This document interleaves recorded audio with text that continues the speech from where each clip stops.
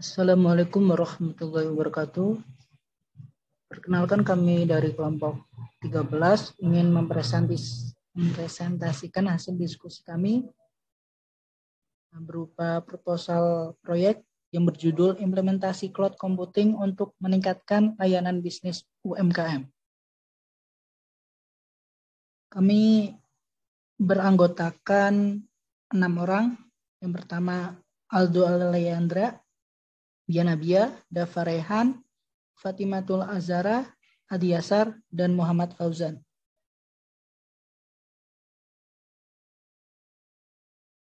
Dan latar belakang akan dibacakan oleh Saudari Bian.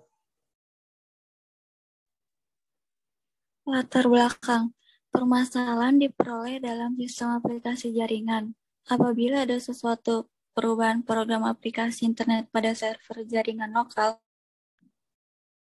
diantaranya harus diinstal ulang atau disesuaikan kembali. Termasuk pada pemakaian komputer biasa diperlukan sistem operasi dan program aplikasi. Sistem operasi sangat mempengaruhi program aplikasi.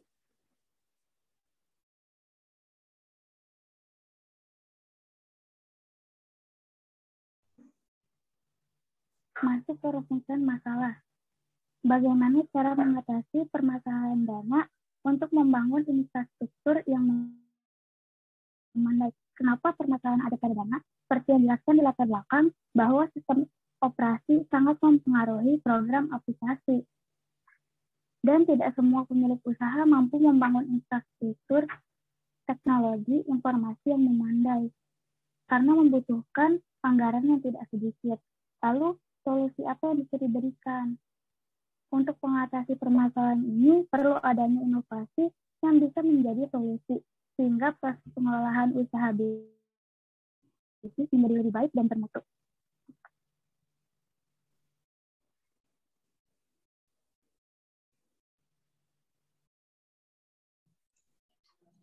Selanjutnya ada tujuan proyek. Yang pertama, mencari solusi agar biaya penerapan TI pada bisnis menjadi lebih terjangkau. Yang kedua, ada merancang dan membangun sebuah arsitektur cloud computing pada bisnis.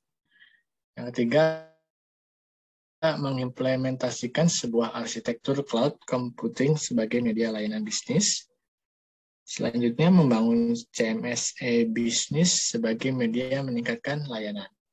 Dan yang terakhir, mempermudah aktivitas penjual dan pembeli.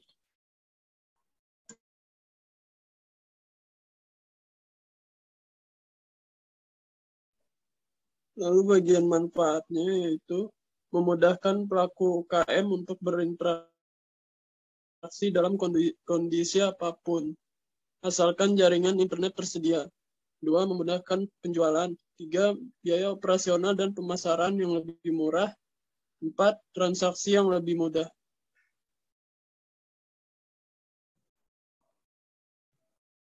Rancangan arsitektur sendiri, sistem yang akan dibangun memiliki beberapa bagian, diantaranya meliputi pembangunan server, cloud computing, dan penerapan e-bisnis. Berikut ini penjabarannya. Membangun sebuah server cloud computing dengan menggunakan layanan software as a service. Pembuatan aplikasi e-bisnis meliputi pembuatan arsitektur konseptual interaksi antara aktor dengan proses. Selanjutnya, merancang arsitektur secara logis dengan mengarah perancangan aplikasi sistem yang meliputi pembuatan model sistem, membuat aliran data.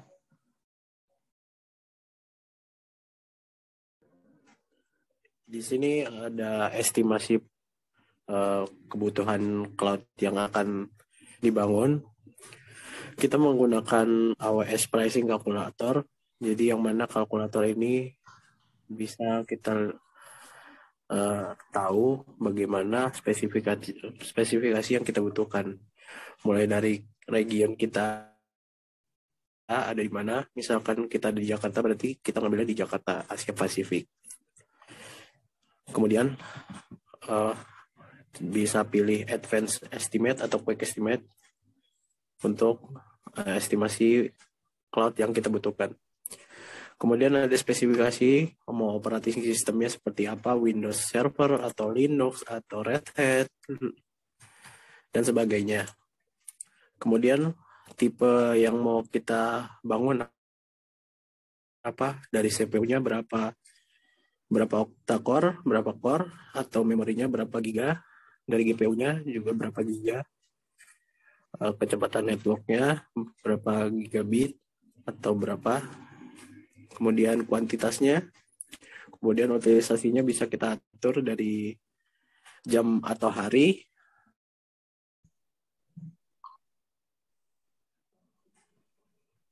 Oke, kemudian ada strategi pembayaran atau pricing strateginya.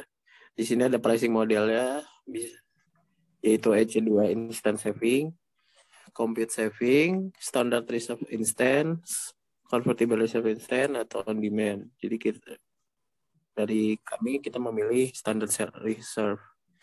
Kenapa memilih standar? Karena kita tidak tahu seberapa segi pembayarannya untuk semuanya, jadi kita pilih standar aja yang aman aja. Reservation termnya kita pilih 1 tahun saja per tahun, jadi kita pembayaran per tahun. Untuk payment optionnya kita di akhir, kita berarti per tahun, akhir tahun kita baru pembayaran.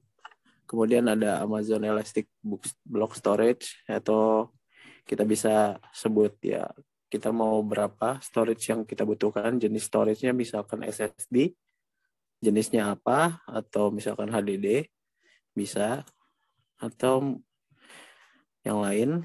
Kalau misalkan ada storage yang lain, di situ kita bisa lihat pilihannya. Kemudian ada storage amount, atau yang bisa kita sebut berapa kita mau pilih storage yang akan dipakai untuk cloud. Mau berapa mega, giga, atau terabyte sesuai kebutuhan. Dan terakhir kita bisa lihat ada total cost-nya berapa di situ untuk instant payment-nya.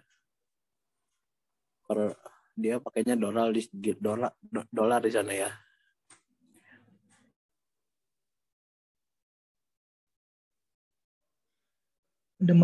Demikian beberapa hal yang bisa kami sampaikan. Kami mohon maaf sebesar-besarnya apabila ada tutur kata yang kurang berkenan bagi Bapak. Dengan ini, presentasi hari ini kami tutup. Terima kasih atas perhatiannya. Wabillahi taufik wal hidayah. Wassalamualaikum warahmatullahi wabarakatuh.